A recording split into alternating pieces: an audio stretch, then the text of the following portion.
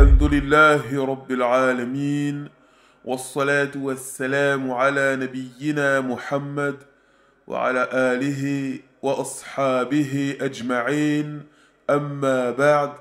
Mes très chers frères, mes très chères sœurs, Hafizakumullah, qu'Allah vous préserve, vous, vos proches, vos familles, ainsi que nous-mêmes. Parmi les choses qu'on se doit de connaître, les choses qu'on se doit de savoir, les convictions qu'on se doit d'avoir fermement ancrées dans nos cœurs, eh bien, parmi ces choses, il y a le fait de savoir qu'Allah vous fasse miséricorde, que la sincérité exclusive, al-ikhlas, la pure sincérité pour Allah, le fait d'œuvrer pour Allah seul, en toute sincérité, eh bien, c'est une préservation contre tout type de mal. C'est un remède contre les tentations et les troubles, qu'ils soient apparents ou cachés. Tout ce qui peut obstruer ta voie, ton cheminement vers Allah. Et la sincérité exclusive est tellement importante que les savants ont dit al-ikhlas bimanzilati ar-ruh min al-jasad. Ils ont dit la sincérité a la même importance pour une œuvre pieuse qu'a l'esprit pour un corps. Wa jasadun bila ruh la yakunu illa jifa. Et un corps sans esprit, c'est un cadavre. Ainsi, un acte d'adoration, quel qu'il soit, que ce soit la prière, que ce soit l'aumône, que ce soit le jeûne, que ce soit le pèlerinage, que ce soit une bonne parole, que ce soit un noble conseil, si cet acte d'adoration n'est pas effectué strictement et sincèrement pour Allah, subhanahu wa ta'ala, eh bien, il ne vaut rien du tout. La sincérité exclusive est essentielle et vitale en ce qui concerne les œuvres pieuses. En d'autres termes, le croyant, la croyante, se doit d'œuvrer seulement et strictement pour Allah seul. C'est ainsi qu'Allah subhanahu wa ta'ala nous dit dans la sourate Az-Zumar, verset 3, « Ala lillahi ad-dinul khalis » N'est-ce point à Allah qu'appartient la religion pure, qui signifie que tous tes actes d'adoration, toutes tes œuvres pieuses se doivent d'être destinées à Allah seul.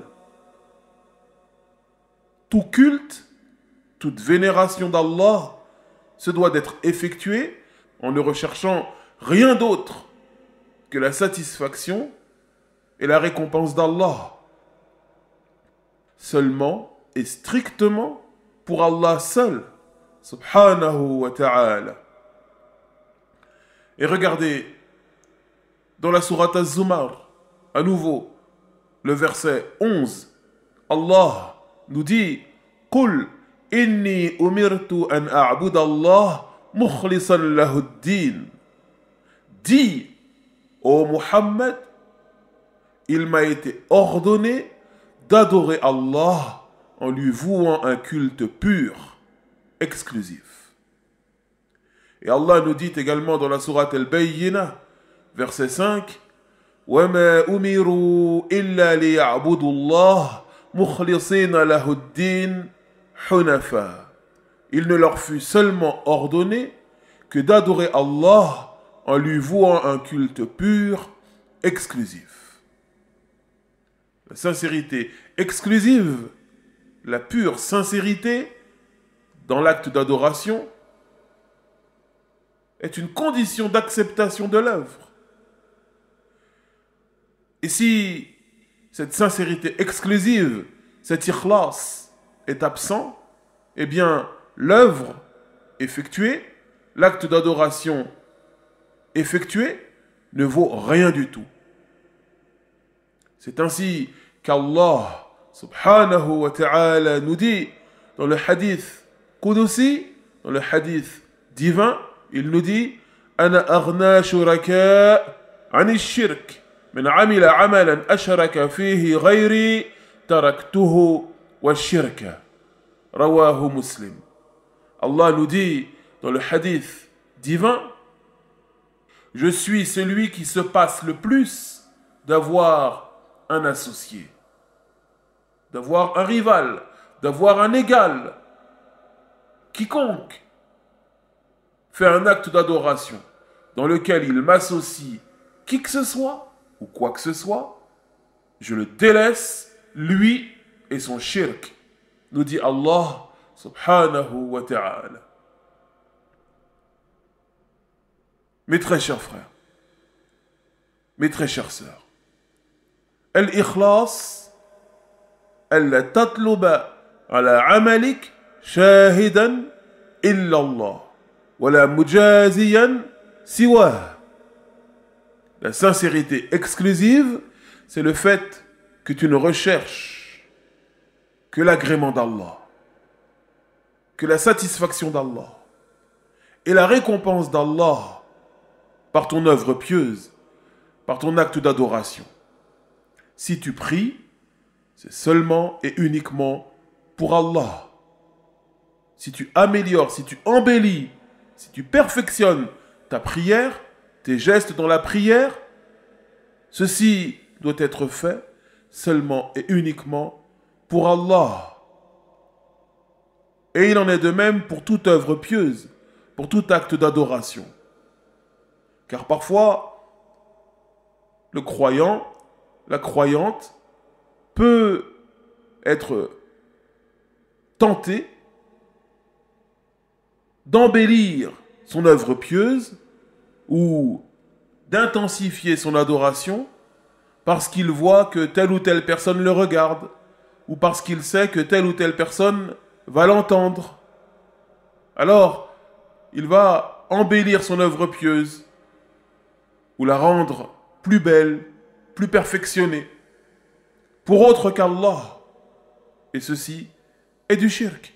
Ceci est un polythéisme mineur. Ton œuvre pieuse, quelle qu'elle soit, tu te dois de la faire pour Allah seul. Et tu te dois de l'embellir, de la perfectionner pour Allah seul, seulement et uniquement.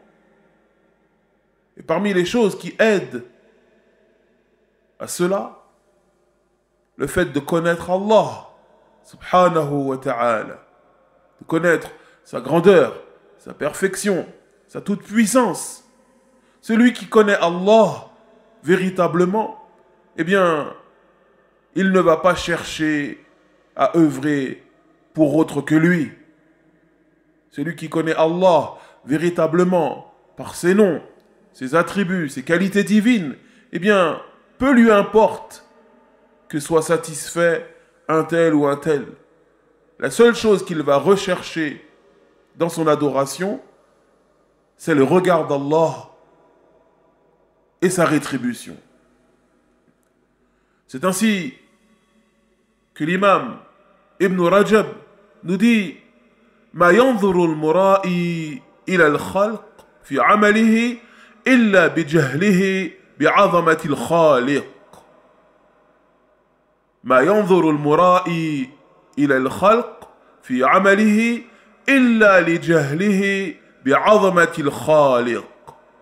L'imam Ibn Rajab, dans son livre, dans son ouvrage Kalimatul Ikhlas, page 31, a dit: celui qui va faire de l'ostentation dans son œuvre pieuse, celui qui va être satisfait que telle ou telle créature, que telle ou telle personne l'ait vue dans son adoration ou l'ait entendue, eh bien, il n'agit ainsi que par ignorance d'Allah, que par ignorance de l'immensité d'Allah.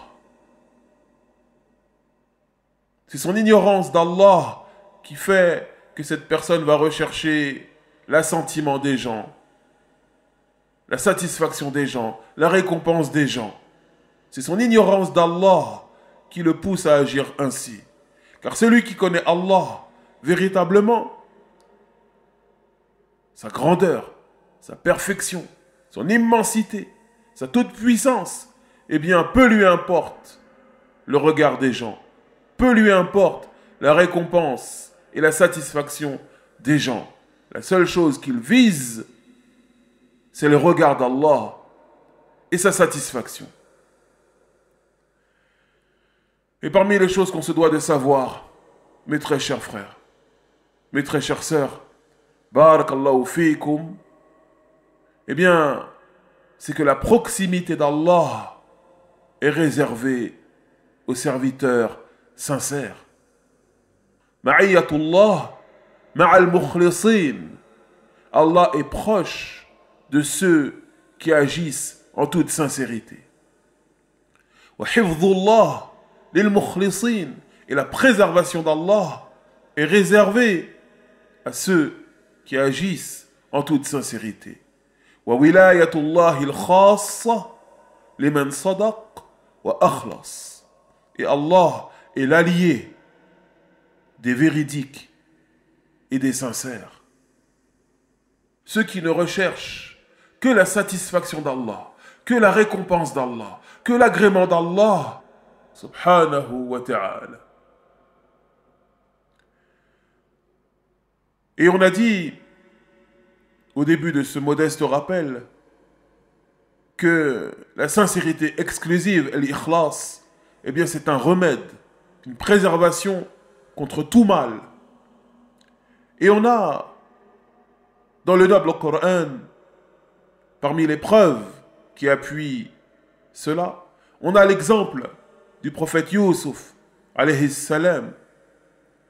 Le prophète Youssouf, alayhi salam, fut exposé à la tentation féminine, à savoir qu'il était domestique dans la demeure du gouverneur d'Égypte de l'époque. Et ce gouverneur avait une épouse qui était jeune, qui était belle, qui était noble. Et le prophète Youssouf, alayhi salam, lui aussi était jeune, il était beau et il était noble, dans le sens où il était fils de prophète, alayhi salatu wassalam.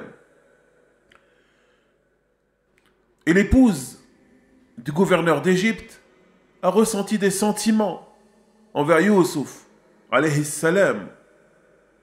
C'était une jeune femme, belle et noble. Et lui, bien qu'il était domestique, il était jeune et d'une grande beauté. Elle a été éprise de lui et elle a voulu commettre l'irréparable, l'acte de chair avec lui.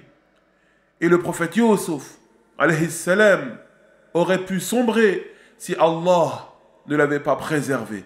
C'est ainsi qu'Allah nous dit dans le noble Coran, وَلَقَدْ هَمَّتْ بِهِ وَهَمَّ بِهَا لَوْلَا أَنْ رَأَى بُرْهَانَ رَبِّهِ كَذَلِكَ لِنَصْرِفَ عَنْهُ السُّوءَ وَالْفَحْشَاءَ إِنَّهُ مِنْ عِبَادِنَا الْمُخْلَصِينَ. Il nous dit, subhanahu wa ta'ala, dans le verset 24 de la sourate Youssouf, dans le sens rapproché de sa parole divine, et elle le désira. Et il l'aurait désiré lui aussi, n'eût été ce qu'il vit comme preuve évidente de son Seigneur. Ainsi, nous avons agi pour écarter de lui le mal et la turpitude. Pour quelle raison? Pour quelle raison Allah a-t-il sauvé le prophète Youssouf de la tentation féminine? Il nous dit « Innahu min ibadina al-mukhlasin » Il était certes un de nos serviteurs sincères et élus. Le prophète Youssouf, alayhi salam, lorsque la femme du gouverneur d'Égypte a voulu le faire sombrer avec elle dans la turpitude, dans le péché de chair, eh bien, il s'est enfui en courant. Sa sincérité envers Allah l'a poussé à s'enfuir en courant pour ne pas tomber dans ce fléau. Et c'est une épreuve terrible. Un jeune homme, beau, avec une jeune femme, belle, elle avait fermé toutes les portes, ils étaient isolés, il aurait pu sombrer. Mais sa sincérité envers Allah l'a sauvé. Allah l'a sauvé car il était sincère, véritablement sincère. Également, mes très chers frères, mes très chères sœurs, Allah a mis en lumière dans le noble Coran, dans le noble Coran, que la sincérité exclusive, eh bien, c'est une préservation vis-à-vis des ruses du shaitan, vis-à-vis des embrouillements du shaitan, vis-à-vis du fait de suivre aveuglément le shaitan. Le fait que tu sois sincère, mon frère, le fait que tu sois sincère dans tes œuvres, ma sœur, eh bien ceci est pour toi une protection, une préservation vis-à-vis du diable. Allah subhanahu wa ta'ala nous dit dans la sourate Sad, versets 82 et 83, nous citant la parole d'Iblis, nous citant la parole du diable qui a dit فَبِعِزَّتِكَ لَأُغْوِيَنَّهُمْ أَجْمَعِينَ إِلَّا عِبَادَكَ مِنْهُمُ الْمُخْلَصِينَ. Il a dit, par ta puissance, ô Allah, je les séduirai tous. Par ta puissance, bi'izzatik, la urwiyannahum ajma'in. Par ta puissance, je les séduirai tous. En d'autres termes, je les égarerai tous. Je fais le serment de tous les égarer. Je fais le serment de tous les faire sombrer. Je fais le serment de tous les embrouiller. De les faire cheminer sur une voie de ténèbres. Illa ibadaka minhumul mukhlasin. Sauf tes serviteurs sincères. Allah subhanahu wa ta'ala nous cite ce qu'a dit le diable. Le diable a fait un serment. Le serment d'égarer l'humanité tout entière. Mais ceux qui sont sincères envers Allah, ceux qui ne recherchent que la satisfaction d'Allah, que la récompense d'Allah, que l'agrément d'Allah, eh bien le diable ne peut rien contre eux. Le diable ne peut rien contre eux, car Allah les protège, Allah les préserve. Ainsi, Allah subhanahu wa ta'ala, il sauve, il préserve les serviteurs pieux, les serviteurs sincères de tout trouble, de toute tentation. Cette sincérité est pour ce croyant un remède, une protection.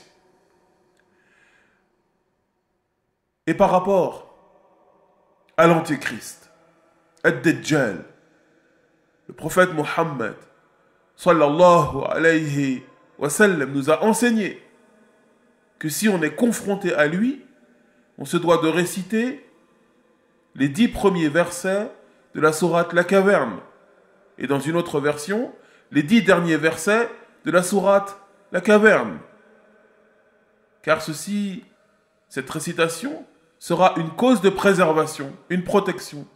Et lorsque l'on regarde attentivement les 10 premiers versets de cette sourate, ou les 10 derniers versets de cette sourate, on y trouve la sincérité exclusive. Allah subhanahu wa ta'ala met en lumière dans ces 10 premiers versets ou ces 10 derniers versets de cette grande sourate la sincérité exclusive. Al-Ikhlas. Mes très chers frères, mes très chères sœurs, Allah subhanahu wa ta'ala, alimul ghaybi wa shahada, lui qui connaît l'invisible comme le visible, il préserve les pieux et les pieuses, ceux qui agissent en toute sincérité pour lui, ceux qui agissent avec excellence dans leurs adorations. C'est ainsi qu'il nous dit « Inna Allaha ma'al ladhina attaqaw wal ladhina hum muhsinoun » Il nous dit dans la sourate An-Nahl, la sourate Les Abeilles, verset 128, il nous dit, subhanahu wa ta'ala, dans le sens rapproché de sa parole divine, certes Allah est avec ceux qui le craignent et ceux qui agissent avec excellence dans leurs adorations. Ceux qui agissent avec ihsan, l'excellence dans l'adoration. Et l'excellence dans l'adoration, comme l'a défini le prophète Muhammad sallallahu alayhi wa sallam, an ta'buda Allah ka'annaka tarah, fa in lam takun tarah, fa innahu yarak. L'excellence dans l'adoration, c'est le fait d'adorer Allah comme si tu le voyais. Et si tu ne le vois pas, sache que lui te voit. Et celui qui agit ainsi, comme le dit le noble cheikh Muhammad ibn Salih al-Uthaymin, rahimahullah, celui qui agit ainsi, qui œuvre comme s'il voyait Allah, il va prier comme s'il voyait Allah devant lui, il va jeûner comme s'il voyait Allah devant lui, il va donner l'aumône comme s'il voyait Allah devant lui, il va lire le Coran, faire le pèlerinage, donner de nobles conseils, comme s'il voyait Allah devant lui. Celui qui agit ainsi, eh bien ceci va le pousser à œuvrer en toute sincérité. Ceci va le pousser à œuvrer en faisant preuve d'une sincérité exclusive. Car s'il agit comme s'il voyait Allah devant lui, eh bien, tout ce qui n'est pas Allah n'a plus d'importance. Tout ce qui n'est pas Allah n'a plus d'importance pour lui. La seule chose qu'il va viser dans son adoration, c'est l'agrément d'Allah, sa satisfaction et sa grande récompense. Et cet ikhlas, cette sincérité exclusive est véritablement, comme le disent les gens de science, Sabilun Najah, la voie de la délivrance, la voie du secours. C'est un remède, une protection contre tout mal, contre toute tentation. Comme a dit le grand savant Ibn Taymiyyah, rahimahullah, فمن كان مخلصا في أعمال الدين يعملها لله كان من أولياء الله المتقين.